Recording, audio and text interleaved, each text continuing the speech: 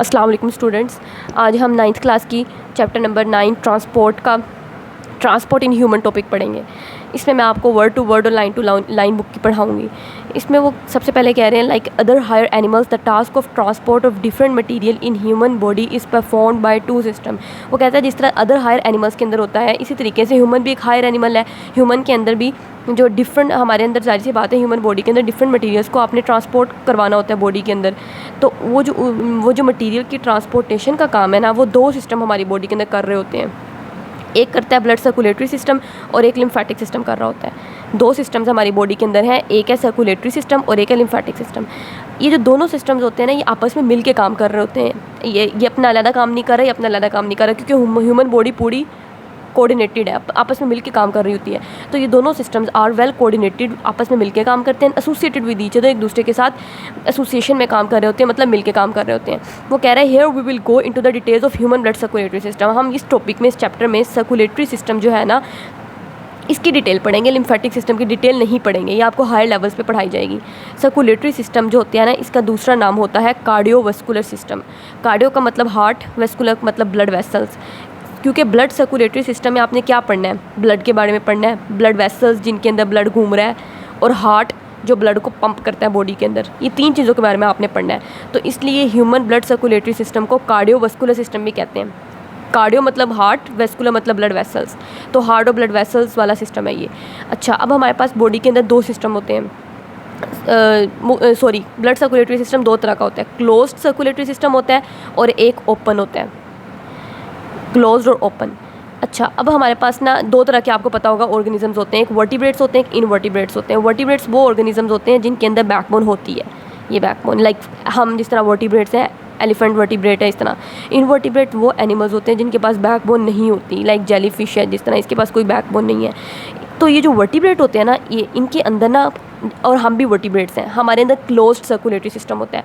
Closed circulatory system का मतलब ये होता है कि वो सर्कुलेटरी सिस्टम है जिसमें ब्लड आर्टरीज, वेन्स और कैपिलरीज, या आगे हम पढ़ेंगे, तीन तरह की ब्लड वेसल्स होती है हमारी बॉडी के अंदर। उन्हीं के अंदर ब्लड उन्हीं के अंदर ब्लड ट्रांसपोर्ट होता है, उनको ब्लड कभी लीव नहीं करता।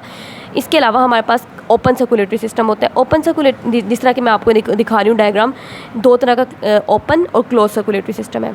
ओपन सर्कुलेटरी सिस्टम में जो ब्लड होता है ना, वहाँ पे भी हार्ट होता है। हार्ट ब्लड पंप करता है, हार्ट ने ब्लड पंप करना है। और उनके जिस तरह के जो इंसेक्ट्स होते हैं ना, कीड़े मकोड़े, इनके अंदर ओपन सर्कुलेटरी सिस्टम होता है। इनके अंदर ब्लड, छोटे अल्लाह ताला ने ब्लड कैविटीज़ रखी हुई हैं। ब्लड कैविटीज़ जो होती हैं, उनके अंदर ब्लड पंप होता है। और जो टिश्यूज़ होते हैं ना, उनके जो, हमने पढ़ा है हमारी बॉडी, सारे और लिविंग ऑर्गेनिज्म की बॉडी सेल से मिलके बनी हुई है। सेल्स आपस में मिलेंगे, टिश्यूज़ बनेगा। तो उनके जो सेल्स होते हैं ना, वो ब्लड के साथ डायरेक्ट कॉन्टैक्ट में होते हैं, जिस तरह कि आपको यहाँ पे नज़र आ रहा है। लेकिन हमारे अंदर क्लोज सर्कुलेटरी सिस्टम है, यानी कि हमारे अंदर सेल्स जो होंगे वो ब्लड के साथ डायरेक्ट कॉन्टैक्ट में नहीं है। देखो, क्योंकि ब्लड कभी ब्लड वेसल्स को लीव ही नहीं कर रहा, ब्लड हमेशा ब्लड वेसल्स के अंदर रह रहा है, देखें।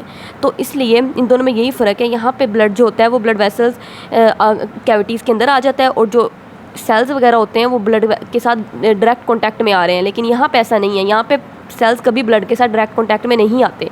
क्लोज सर्कुलेटरी सिस्टम की ये बात है, और हमारे अंदर क्लोज सर्कुलेटरी सिस्टम ही होता है, ठीक है।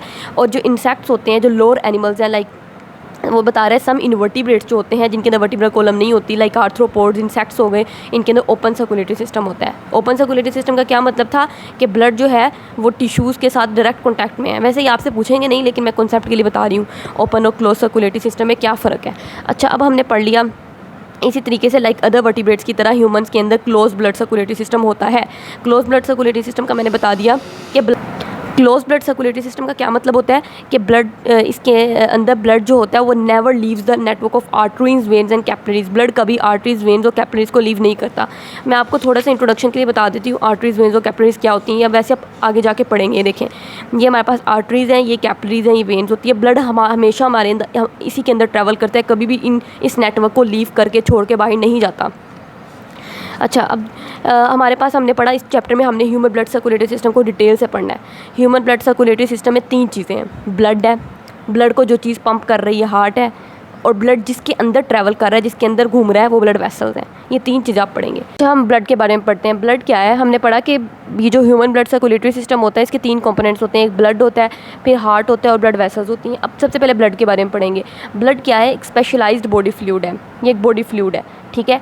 हमने पढ़ा टिश्यू की 4 टाइप्स होती हैं चैप्टर नंबर 4 में, epithelial tissue, connective tissue, muscular tissue, nervous tissue. उसमें जो कनेक्टिव टिश्यू था ना, उसकी 2-3 आपने एग्जांपल पढ़ी थी, बोन, ब्लड, कार्टिलेज। तो वो जो ब्लड होता है ना, ये कनेक्टिव टिश्यू में ही आता है, ठीक है। That is composed of a liquid. अभी जो ब्लड होता है ना, इसमें 2 कंपोनेंट्स होते हैं। एक लिक्विड पोर्शन होता है, उसको ब्लड प्लाज्मा कहते हैं, और दूसरा कंपोनेंट होता है ब्लड सेल्स। ब्लड के 2 कंपोनेंट है, प्लाज्मा और blood cells. Plasma liquid portion है और ब्लड सेल्स तो आपको पता है मतलब सेलुलर पोर्शन है। अब ब्लड का जो वेट होता है ना बॉडी के अंदर, वो कितना होता है? 1/12 of our body. The weight of blood का वेट इन आवर बॉडी जो है is about 1/12 of our body में जितना आपका बॉडी का वेट है उसका 1/12 है। उसको 12 से डिवाइड करते हैं, बॉडी के वेट को 12 से डिवाइड करें तो आपका ब्लड का वेट आ जाएगा। एवरेज अडल्ट बॉडी जो है ना has about 5 litres of blood. एक एवरेज जो अडल्ट होता है उसके अंदर 5 लीटर ब्लड होता है total. MCQ point. In a healthy person के अंदर आप बात करें, प्लाज्मा जो होता है वो अब ब्लड है, ब्लड को अगर आप 100% मान लो तो इसके 2 कंपोनेंट्स हैं, एक प्लाज्मा है और एक ब्लड सेल्स है। प्लाज्मा जो होता है वो ब्लड के अंदर 55% होता है और ब्लड सेल 45% होते हैं। तो वही कह रहा है कि जो प्लाज्मा है दैट कॉन्स्टिट्यूट, ये मुश्तमिल होता है about 55% bye volume of the blood. इसने 55% वॉल्यूम ऑफ ब्लड बनाना है प्लाज्मा ने, और जो सेल लाइक बॉडीज़ होती हैं वो 45% बनाती हैं by volume of the blood. Cell like bodies की वो इसलिए टर्म इस्तेमाल कर रहा है क्योंकि आपके ब्लड सेल्स के अंदर आप आगे पढ़ेंगे red blood cell, white blood cell, platelets होती हैं। अभी जो प्लेटलेट्स होती हैं ये सेल्स में रेड ब्लड सेल और वाइट ब्लड सेल आ गए, लेकिन जो प्लेटलेट्स होती हैं ये सेल्स नहीं होते। ये हमारे सारे के सारे बॉडी के सेल्स ना बोन के अंदर बनते हैं। बोन के अंदर बोन मैरो होता है, गुदा लगा लो, बोन के अंदर होता है, उसके अंदर वो बोन मैरो के अंदर ब्लड सेल्स बनते हैं। अभी जो बोन मैरो के अंदर बड़े बड़े सेल्स होते हैं जिनको मेगा कैरियोसाइट्स कहते हैं, ये बोन है, बोन के अंदर बोन मैरो है, बोन मैरो के अंदर बड़े बड़े सेल्स होंगे जिनको आप मेगा कैरियोसाइट्स कहते हैं। उन सेल के टुकड़े होते हैं ये प्लेटलेट्स, इसलिए प्लेटलेट्स को सेल नहीं कहा गया बल्कि सेल लाइक बॉडीज़ कहा गया है। वो मेगा कैरियोसाइट छोटे छोटे टुकड़ों में टूट जाते हैं तो उनको हम प्लेटलेट्स कह देते हैं। इसलिए वो कह रहा है कि सेल और सेल लाइक बॉडीज़ की उसने टर्म इस्तेमाल की है। अच्छा, अब हम ये टेबल पढ़ लेते हैं। ये बॉक्स प्लाज्मा को ब्लड से कैसे सेपरेट कर सकते हैं, वो कह रहे हैं आप आर्टरी से ब्लड लें।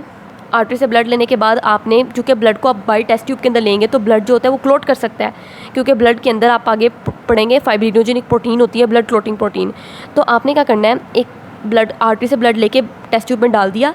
इसके अंदर एंटीकोगुलेंट एक ऐसा केमिकल होता है जो ब्लड क्लोट कर जाता है ना फाइब्रिनोजेन प्रोटीन की वजह से, उसकी क्लोटिंग को रोकेगा कि ब्लड क्लोट ना करे, ठीक है। तो आपने एंटीकोगुलेंट एक केमिकल डाल देना है। एंटीकोगुलेंट क्या है? एक केमिकल है जो इनहिबिट्स करता है, रोकता है ब्लड की क्लोटिंग को। आपने उसके अंदर एंटीकोगुलेंट डाल दिया। 5 मिनट के बाद आप देखेंगे प्लाज्मा ऊपर आ जाएगा और ब्लड सेल्स नीचे सेटल कर जाएंगे, ठीक है। After about 5 minutes plasma separates from the blood cell, plasma blood cell से सेपरेट हो जाएगा। विच सेटल डाउन, विच मतलब ब्लड सेल्स, जो ब्लड सेल्स होंगे वो सेटल डाउन कर जाते हैं, नीचे आपको मिलेंगे जिस तरह के देखे नज़र आ रहा है। रेड ब्लड सेल मिल रहे हैं, वाइट ब्लड सेल और प्लेटलेट्स की ये लेयर है ये वाली, और ये प्लाज्मा सारा पोर्शन है येलो। जिस तरह कि मैं आपको एक डायग्राम भी दिखा सकती हूँ। ये डायग्राम में देखें, ये आपको नज़र आ रहा है ब्लड।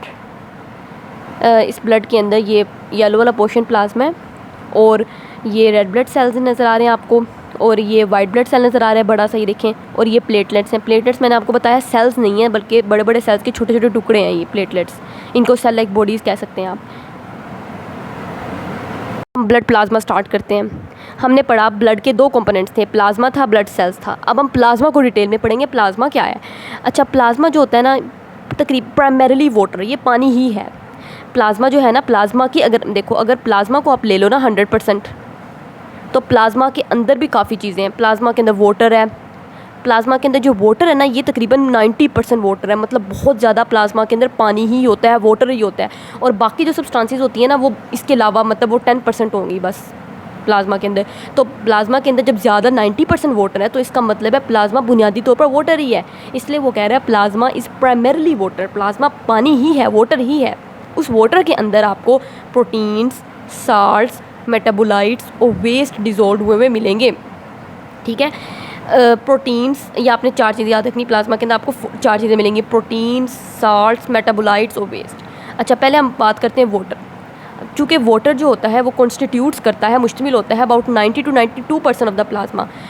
90 to 92%, मतलब अगर प्लाज्मा 100% है तो उसमें 90% या 92% वाटर ही है। इसलिए उसने ऊपर कहा कि प्लाज्मा इज़ प्राइमरीली वाटर, के प्लाज्मा बुनियादी तौर पर पानी ही है, क्योंकि ज़्यादातर जो पोर्शन है वो वाटर ही बना रहा है प्लाज्मा का। और जो बाकी 8 to 10%, मतलब अगर 90% वाटर है तो बाकी 10% बचेगा वो, या अगर 92% वाटर है तो बाकी जो 8% बचेगा वो डिज़ोल्व सब्सटेंसेस होती हैं। वो यही वाली डिज़ोल्व सब्सटेंसेस हैं, protein, salt, metabolite, waste.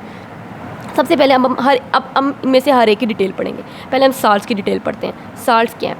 Salts जो होते हैं ना, इनकी कितनी कंसनट्रेशन होती है प्लाज्मा के अंदर? 0.9%, ये आपने याद रखना है। अब साल्ट्स में कौन कौन से साल्ट है प्लाज्मा के अंदर?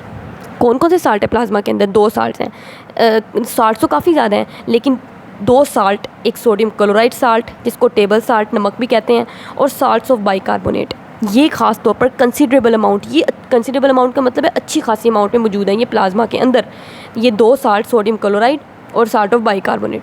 बाकी और भी साल्ट्स हैं, जैसा कि कैल्शियम का साल्ट, मैग्नीशियम का साल्ट, कॉपर, पोटाशियम, जिंक, इनके साल्ट्स में मौजूद होते हैं, लेकिन ये ट्रेस अमाउंट, बहुत थोड़ी अमाउंट में मौजूद है। वो कहते हैं कि अगर साल्ट की कंसंट्रेशन में थोड़ी सी भी चेंज आ जाए ना, तो आपकी ब्लड की पीएच चेंज हो सकती है। आपने पीछे चैप्टर नंबर एंजाइम्स वाले चैप्टर में पढ़ा पीएच क्या होती है। PH is equal to negative log of hydrogen ion concentration, मतलब कि जितने हाइड्रोजन आयन ज़्यादा होंगे उतनी पीएच कम होगी। आप एंजाइम वाले चैप्टर में पढ़ चुके हैं, जितने हाइड्रोजन आयन ज़्यादा होंगे उतनी पीएच कम होगी। तो जैसे ही साल्ट की कंसंट्रेशन आपकी बॉडी के अंदर चेंज हुई, आपकी पीएच चेंज होना शुरू हो जाती है। ठीक है, आपकी बॉडी की ब्लड की नॉर्मल पीएच, आपने याद रखना है, बहुत इंपॉर्टेंट है, 7.4 होती है नॉर्मल पीएच। तो अगर पीएच थोड़ी सी ऊपर नीचे हो जाए ना आपकी ब्लड की, तो आपकी डेथ तक बात पहुंच सकती है। इसलिए बहुत इंपॉर्टेंट है कि साल्ट की कंसंट्रेशन मेंटेन रहे।